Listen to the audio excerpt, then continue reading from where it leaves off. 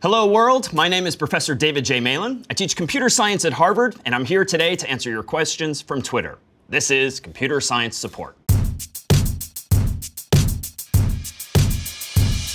First up, from Tad Proletarian, how do search engines work so fast? Well, the short answer really is distributed computing, which is to say that Google and Bing and other such search engines, they don't just have one server, and they don't even have just one really big server. Rather, they have hundreds, thousands, probably hundreds of thousands or more servers nowadays around the world. And so when you and I go to Google or Bing and maybe type in a word to search for, like cats, it's quite possible that when you hit enter and that keyword, like cats, is sent over the internet to Google or to Bing, it's actually spread out ultimately across multiple servers, some of which are grabbing the first 10 results, some of which are grabbing the next 10 results, the next 10 results, so that you see just one collection of results, but a lot of those ideas, a lot of those search results came from different places. And this eliminates what could potentially be a bottleneck of sorts if all of the information you needed had to come from one specific server that might very well be busy when you have that question.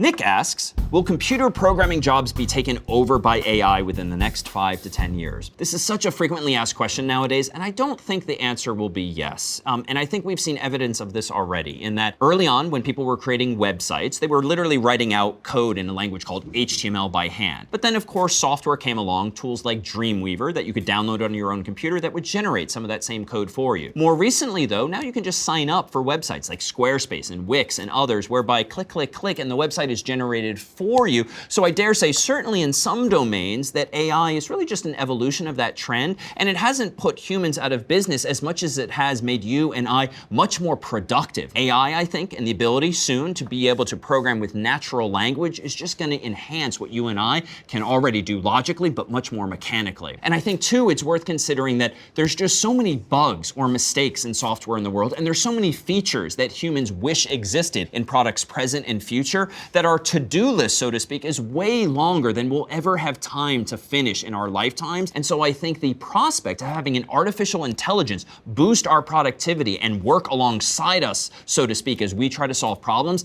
is just going to mean that you and I and the world together can solve so many more problems and move forward together at an even faster rate. All right, next up, Sophia, who asks, how do microchips even work? It's just a green piece of metal. Well, here, for instance, we have a whole bunch of microchips on what's called a logic board, or sometimes known as a motherboard. There's a lot of ports that you might be familiar with, for instance. Like, here's some ports for audio, here's some ports for networking, here's some ports for USB and some other devices as well. And those ports, meanwhile, are connected to lots of different chips on this board that know how to interpret the signals from those ports. And perhaps the biggest chip on this motherboard tends to be this thing here called the CPU, or the central processing unit, which is really the brains of the computer. And what you can't necessarily quite see, because most of this is actually paint and not traces, but if I flip this around, you'll actually see in the right light and with the right angle a whole bunch of traces running up, down, left, and right on this logic board that's connecting all of these various microchips. And by trace, I mean a tiny little wire that's been etched into the top or the bottom of this circuit board that connects two parts thereon. Now, what might these microchips be doing? Well, again, they might be simply interpreting signals that are coming in from these ports.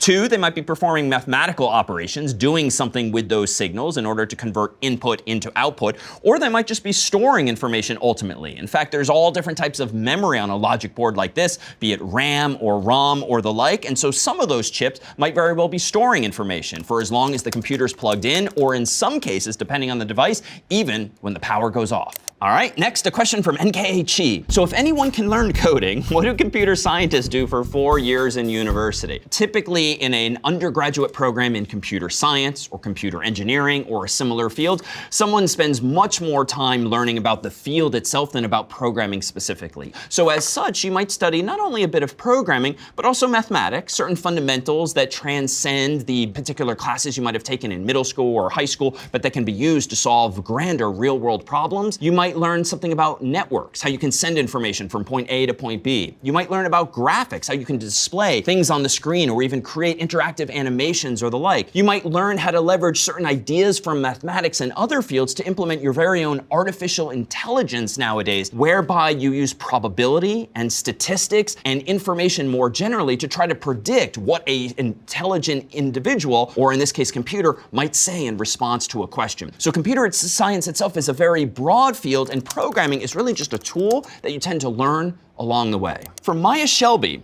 how do zeros and ones turn into the internet? Well, I think the simplest answer there is that the internet is built upon layers and layers and layers of ideas. And if we start at the lowest of those levels, zeros and ones, you have something called binary, where zeros and ones can be used to represent any other numbers as well. And if we use more and more zeros and ones, more and more binary digits or bits, so to speak, we can count up higher and higher and higher. And then if you and I agree that, all right, well, let's not just use these patterns of zeros and ones to represent numbers. What if we reserve some of these patterns to represent letters of like the English alphabet? And then maybe you and I can decide to reserve certain patterns of zeros and ones to represent colors like red and green and blue and combinations thereof. Well, once we have the ability to represent colors, we could then represent whole pictures. Because what's a picture on your phone or a computer screen? Well, it's really just a grid of dots, each of which has its own color. So this is all to say that even if we start at this lowest level of just zeros and ones, so long as you and I and all of the devices we use agree to follow some standard like this, we can build these layers and layers of abstraction, so to speak, on top of one another until finally you and I come up with a pattern of zeros and ones that represents send this piece of information from me over there. And thus we have something like the internet. Majinbu asks, can someone that knows computer science explain to me why computers use binary coding and not trinary, when trinary is supposed to be faster? So it's not necessarily the case that a trinary system, which would use 3 symbols, for instance 0, 1, and 2, would necessarily be faster than binary, because binary, using just 0 and 1, tends to be simpler to implement and also more robust to potential errors. Or if you're familiar with voltage levels, like in a battery, it's very easy for a computer to distinguish something for like 0 volts or 3 volts, but it gets a little harder if we try to draw the line somewhere in between, because there's just a higher probability that a computer might mistake a voltage level like 1.5 in the middle as maybe being a little closer to off than on, or to on than off. Here too is where, even though there might be mathematical efficiencies and real world efficiencies to using trinary, otherwise known as ternary, like a 0, a 1, and a 2 digit instead of just zeros and ones, it turns out because our world runs on electricity nowadays and there's so much momentum behind binary that it just tends to be a net positive.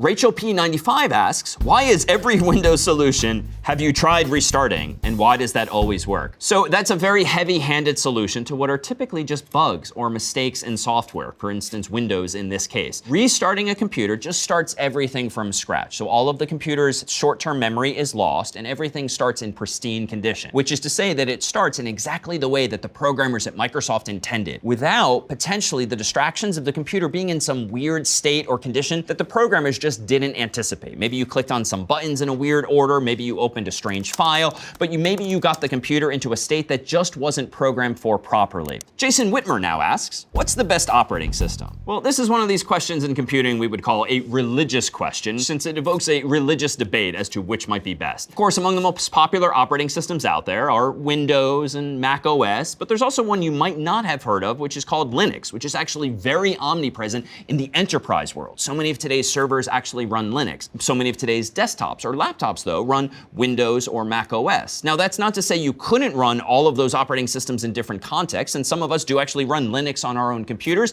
So a lot of it really boils down to personal preference. I wouldn't even say that there's one best operating system, but there tend to be correlations between the operating systems people use and the applications they have in mind. So Windows, for instance, is so popular in the world of PCs and desktops and laptops. Mac OS is to some extent, particularly in academia in certain countries, but not necessarily on the same scale. Linux, by contrast, is again very much used heavily in the server-side industry, but so is Windows as well. So a lot of the choice for operating systems sometimes comes from just what's most appropriate, what's most popular, what's most supportive, but some of it comes too from just personal preference of the engineer, maybe the first engineer that you hire to make one of those decisions. So it's more about what's best for you and not so much best in general. Next, Julio Magnifico asks, why aren't computers getting cheaper? Well, computers, or at least computer parts inside of computers, do tend to get cheaper. The catch is that your expectations and my expectations just keep rising. We want our phones, our laptops, our desktops to do more and more in the way of the software that they run, the games that we use, and just how quickly they perform for us. So even though some of those parts are getting less expensive, you and I want them to do more and more and be faster and larger in quantity. And so as a result, I dare say say that the price isn't going down as far as you might hope. That said, nowadays you can get for the same amount of money from yesteryear much, much more in the way of computing power,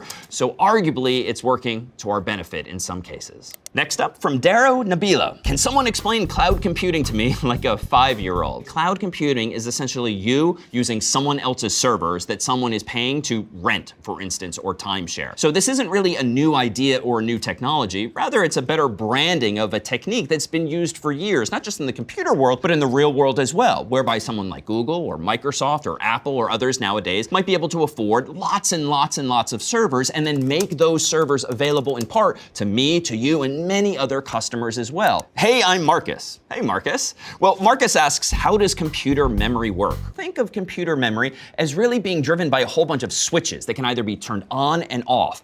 So for instance, if I take this here light switch, which is currently off, I could simply say that this switch here is representing the number 0 in binary. But if I turn the switch on, well, now I can say that I'm representing the number 1. Now, of course, I can only count as high as 0 to 1 with a single light switch, but what if I bring over a second light switch like this one here? If we start at 0 in this way, turn on this switch first and claim that it's 1, let me now be more creative and turn this one off and this one on, and now claim this is how a computer's memory could represent the number 2. And now if I turn this switch back on, giving me a fourth pattern, this is how I might represent the number 3. Now, of course, if we add more and more of these switches, more and more of these light bulbs, we can count even higher than 3. And indeed, that's what a computer's memory is ultimately doing. It's using lots and lots of little tiny switches, otherwise known as transistors, to turn the flow of electricity on and off. And then it's got other types of hardware called, for instance, capacitors that have a capacity to hold on to some of that electricity, just like the light bulb there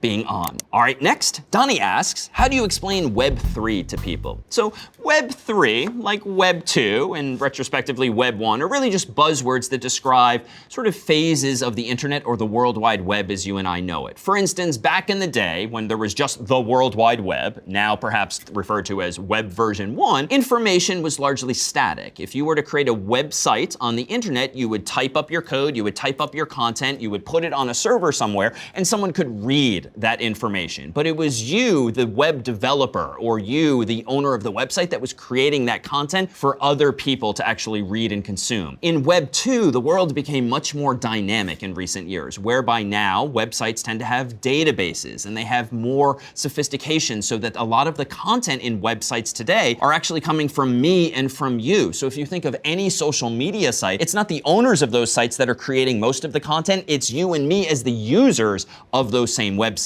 But in Web 2, everything is nonetheless very centralized. Whether you're Twitter or Facebook, now Meta, or other companies, all of that data, even in the world of social media, that's coming from me and you, is actually being stored centrally on those companies' servers. So Web 3.0, or Web 3, so to speak, is really about transitioning away potentially from that very centralized model to one that's more distributed, where the data that you and I are creating, whereby the data you and I are consuming, is actually distributed over multiple servers, over a technique called blockchain, for instance, in some cases, whereby there's not necessarily one owner of that data, but really collective ownership and therefore verification that the data maybe indeed came from me and you.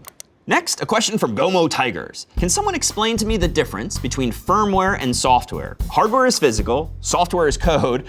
WTF is firmware? Firmware is really a synonym for a type of software. So firmware is just software, but it tends to be software that comes built into your hardware. And you can think of, in the simplest scenario, that firmware is software that is just completely integrated into the hardware and itself cannot be changed or even upgraded. But that's a bit of an oversimplification, because even firmware typically, when it comes in a computer, when it comes in a phone or some other device, can very often be updated. Why? Because the firmware is the software that's really closest to the hardware, and in that sense, it might very well be the most important. And if anything goes wrong with the firmware, you might not even be able to turn that device on, whether it's a phone, a computer, or even your refrigerator nowadays. All right, that's all the questions for today. We hoped you learned a little something along the way. We'll see you next time.